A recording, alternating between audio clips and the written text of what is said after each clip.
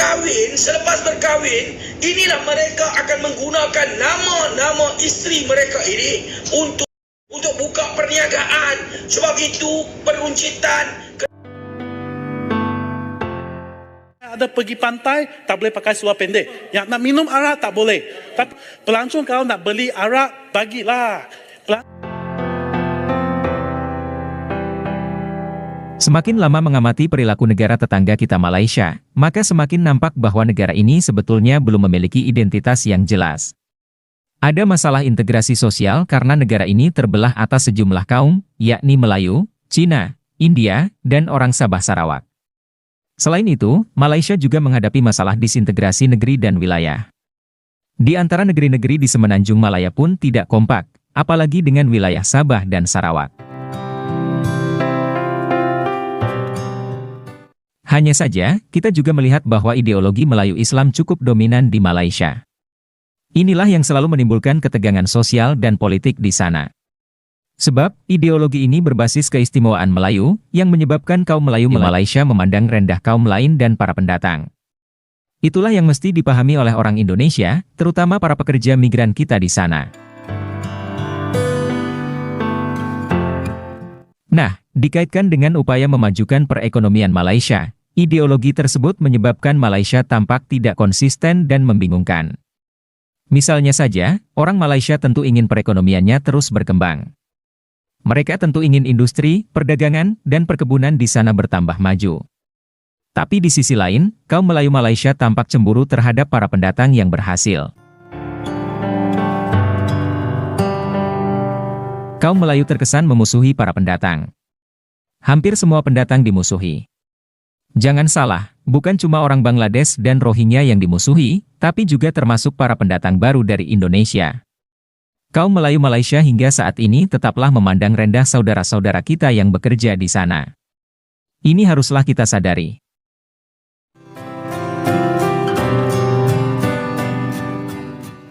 Sikap tidak konsisten yang lain adalah mengenai turis asing. Di negeri yang berbasis Islam, sesungguhnya kaum Melayu juga kurang suka terhadap turis asing, terutama yang berpakaian kurang sopan. Dan hal ini telah menurunkan jumlah turis di wilayah tersebut.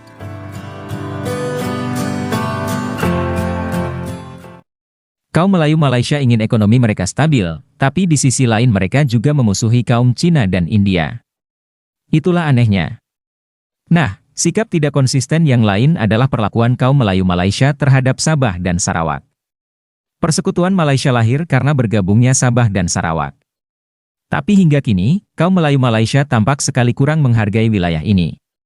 Malaysia terkesan hanya ingin mengeruk hasil bumi dari Sabah dan Sarawak.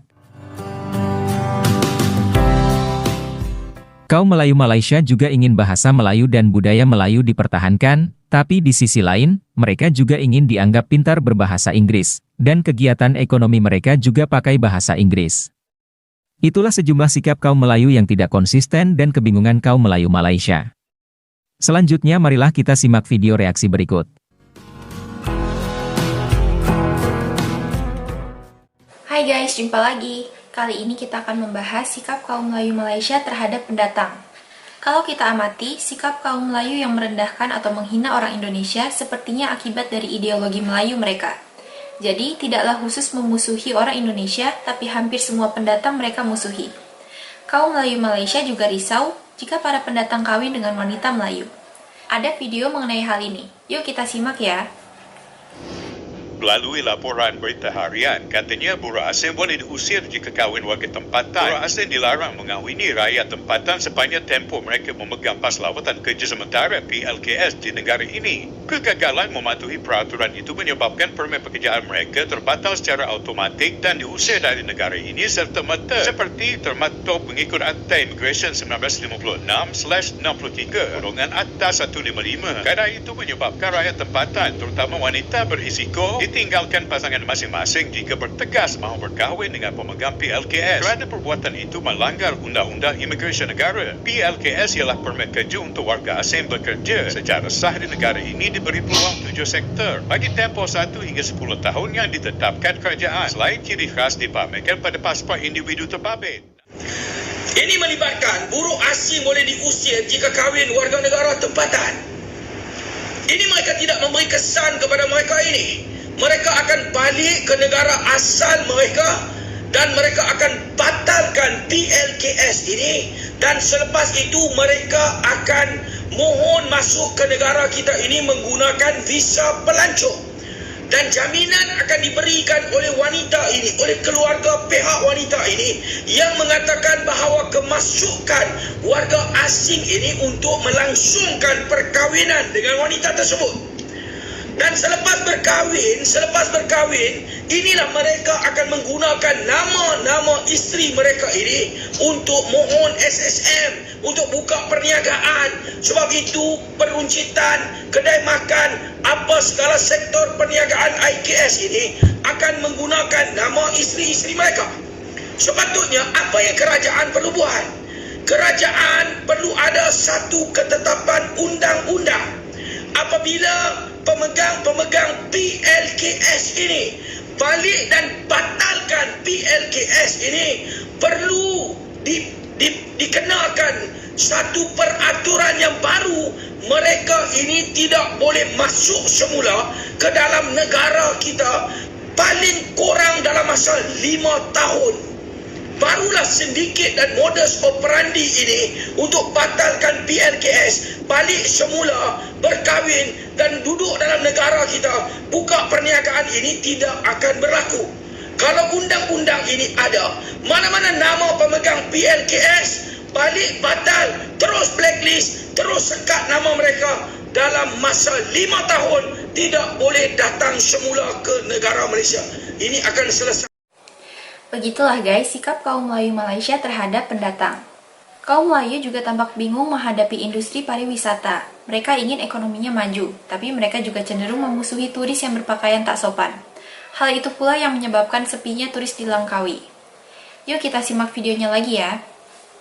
Ina harian semalam, Langkawi jadi pekan hantu jika kemasukan pelancong terus merosot. Ini berita semalam dari utusan sama juga. Utusan Malaysia, Langkawi, kedai makan bungkus, kedai sewa di lelong. Ini bukan saya yang cakap. Ini dari siapa? Ini dari Ketua Pegawai Eksekutif Persatuan Pelancongan Langkawi LTA, Zainuddin Kadir. Deepawali tahun ini sudah mau sampai cuti, tapi satu Langkawi hotel 3 bintang hanya 10% kena tempah. Mengapa macam ni? Langkawi sepatutnya destinasi pelancong yang paling tinggi, paling menarik. Kalau tengok di Ipoh, tak payah tunggu sampai cuti. Hari biasa saja. Jumaat, Sabtu, Ahad. Semua hotel penuh. Tapi kenapa Langkawi tinggal 10%? Adakah ini disebabkan oleh polisi-polisi kerajaan negeri yang ekstrim yang tidak mesra pelancong?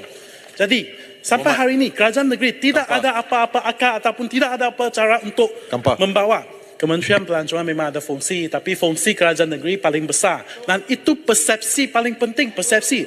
Menteri Pelancongan tu saya tanya, kenapa ada pelancong sampai ada pergi pantai, tak boleh pakai seluar pendek. Yang nak minum arak tak boleh. Tapi apakah? Kena hormatilah, itu hak orang Islam. Betul. Kita menjaga hak Islam. Apa masalah sekarang ni? Pelancong datang kena bagi ruang. Pelancong kalau nak beli arak, bagilah. Pelancong tu bukan Islam.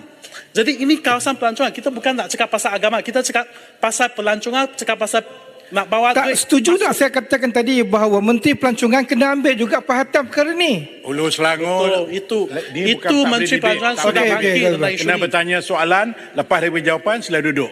Kalau gini sampai besok pun kita tak siap. Silakan. Jadi sampai hari ini kerajaan negeri tak ada apa-apa cara untuk nak naikkan pelancongan di Langkawi. Sampai ada ahli parlimen Langkawi sampai nak buat pantai bogel di Langkawi, cakap dalam dewan. Ini betul-betul memalukan. Yang membuka underwater world, di mana kita-kita yang tak pernah tengok penguin ini datanglah ke underwater world Langkawi untuk melihat penguin. Terima kasih. Sekarang kita Dia kacau pergi lagi, ke kita tambah 2 pantai minit. Langkawi ya. Boleh pakai seluar pendek tak? Okey, saya nak jemput khusus Masa sudah tamat. kepada tak ingat, Seputih. YB Seputih datang tak mau pakai apa pun tak apa. Cukup. Masa sudah tamat. Dah yang duk tanya pakai seluar pendek ni pasal apa? Ya, ini nak Kawi, tak Islamic. pakai apa-apa tu langgar undang-undang lah. Langgar- Please, tarik balik. Langgar peraturan ya? Pakai apa-apa Saya pergi rasa langkawi sudah itu cukup langgar dah. undang-undang. Mana boleh. Tak pakai apa-apa bogel. Saya terlupa. Soalan tu tak betul. Saya terlupa nak sebut. Saya nak bayangkan bagaimana seputih datang. Cukup, tak pakai cukup. apa-apa. dengan Iya, kami. Itu je. luca lah. Pikiran kurang Kawi, tarik balik lah. Jangan buat jangkaan Aduh. sangkaan jahat. Ahli-ahli yang berhormat, sila duduk. Jangan bazir masa. Terima kasih yang berhormat Langkawi. Begitulah guys, kebingungan kaum Melayu Malaysia terhadap kebijakan negara mereka sendiri. Kaum Melayu ingin negara mereka maju, di sisi lain mereka juga tampak kurang bisa menerima perbedaan dan perubahan. Terima kasih sudah menonton sajian kami, sampai jumpa lagi.